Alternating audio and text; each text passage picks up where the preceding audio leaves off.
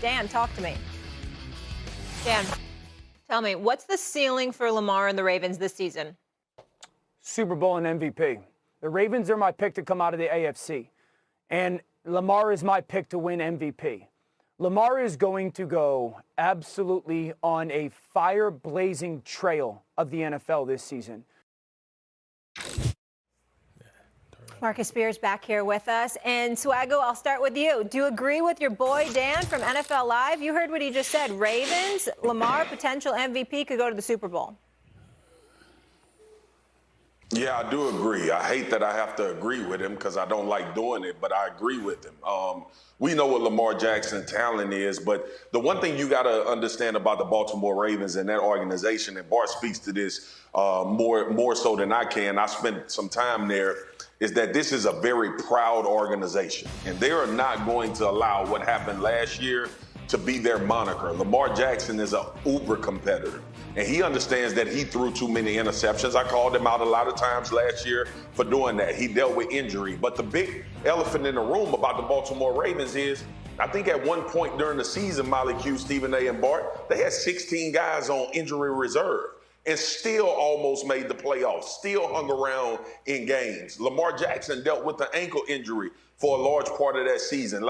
So when you look at this team and the way they're built, this is what I say about the Baltimore Ravens.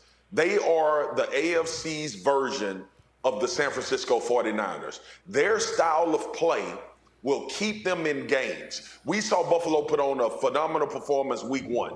That's difficult to do against the Baltimore Ravens because of how they play football. And if Lamar is playing at the top tier level, it's not unconventional to think that Lamar Jackson can be the MVP. You know why? Because let me remind everybody, he's already been one unanimously. It's not unconventional to think that the Ravens will be in the thick of things when the playoffs come. You know why? Because when this team has shown to be healthy, they've been going to the playoffs. And we had conversations about, can Lamar win a playoff game? He did that. So there is nothing but room for this team to get better and grow as long as they can stay healthy. And I like Dan says a lot of things. Like we almost had a fight the other day because he had Carolina going to the playoffs, talking about Baker going to return to 2020 form and lead the Carolina Panthers to the playoffs. I disagree with him. We damn near had a fight.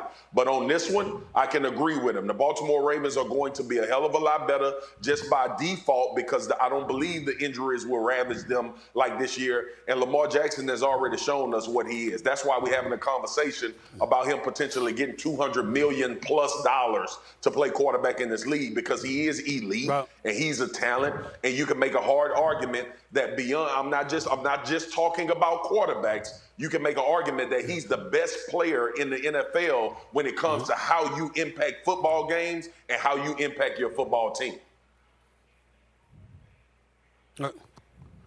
Before you go on, Bart, and I'll respond to Marcus later. But I just want to let you know, Marcus Spears, that's a long take. And what you're doing is, I see the strategy. What you want to do is you want to talk long so we have no time to come back at you with the dribble you spewing. Yeah. But it's not going to work. I'll get you in a minute. Go ahead, Bart. It's a good strategy. It's a good strategy. It ain't going to work, though. I tell you what, I'm going to piggyback on what Swagger was talking about because he's preaching right now. When you talk about the Baltimore Ravens, he's been fortunate enough to be in a winning organization. I can't speak to the other one he was at before, but he knows what goes on between those walls. They won't panic. They will not come out of the identity in which they are. You know, it's important to understand the culture of this organization.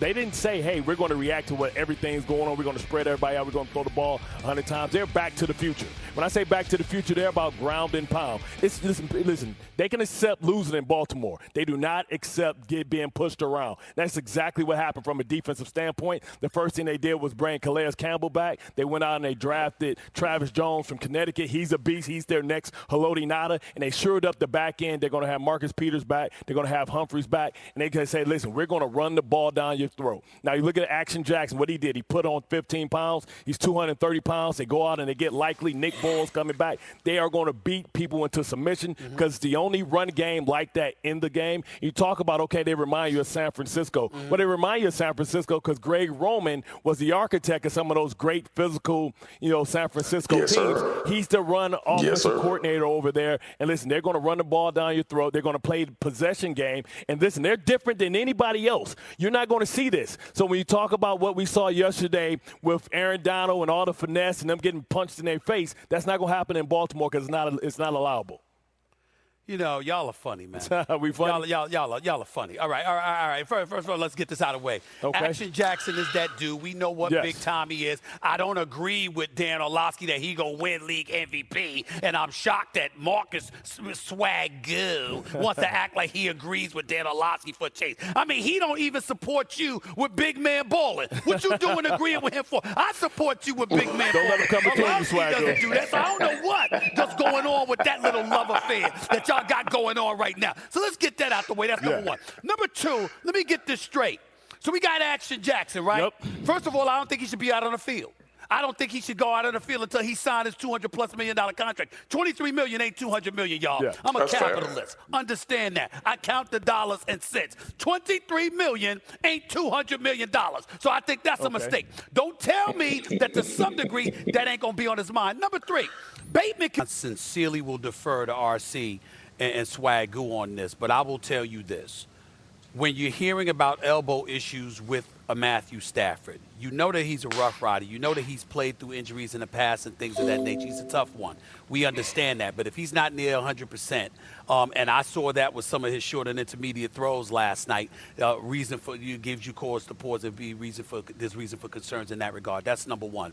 Number two, when you seem to continue to have this addiction to a guy like Cooper Kupp, who is an absolute stud, and we know what he brings to the table. But Allen Robinson is no scrub.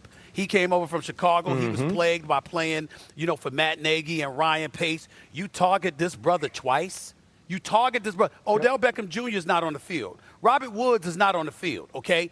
This is your number two option. You targeted him 2 times, so there's an addiction to that, okay? And if you're the Buffalo Bills, who has shown us throughout last year, despite the last 13 seconds when they couldn't prevent the Kansas City Chiefs from driving down the field and getting themselves in the field goal range, this is one of the top defenses in the National Football League last year. They got playmakers all over the damn field, all right? And they're coming into this game, and you're going to target Cooper Kupp to that degree and pretty much ignore Allen Robinson. I think that that's something that we have to pay attention to. How about Cam Akers? We know that Darnell Anderson was getting a lot of the reps. This dude carried the ball about 3 times. Y'all said he was healthy and ready to go. Then you don't even damn play him for crying out loud. So you got Allen Robinson that wasn't active. You got Cam Akers that you weren't activating. You wasn't letting them loose, all right? And then we got to call out Jalen Ramsey. I mean, we all love Jalen Ramsey. We all know what a stud he is. But the brother got caught twice, including that long touchdown pass to Stephon Diggs. It's about your eyes. It's about what you see. And this is one of the elite seers in the secondary in the National Football League. Jalen Ramsey is that dude. He didn't look like that dude in the Super Bowl, and he didn't look like that dude last night. So the last 2 times we've seen him, those eyes that everybody rave about and talk about, along with his greatness, which is unquestioned, has not been there. And so when I look at it from that perspective, it makes me ask why. And then last point, Aaron Donald is a stud, and I know that, and there's nothing to question about this all-time great and future Hall of Famer. But when the reports come out the same day that you open in the season, that you actually sent in your papers to retire, okay, you could call it potentially a negotiating ploy, which ended up giving him an additional $40 million over the 3 years that he had remaining on his contract and all of this other stuff. But at the end of the day, if I got to convince you to play, he didn't say I want out. He didn't say I want to trade. The brother said I'm thinking about retiring. When I think about the Los Angeles Rams, that stuff is a lot to deal with. You know what I'm saying? It's just a lot. It's just a lot. RC? Well, I think for me, when I look at the Los Angeles Rams, I think about Dancing with the Stars. And no, not necessarily the show where stars like of Stephen A's caliber actually get on there and dance, but what they've done in constructing a team.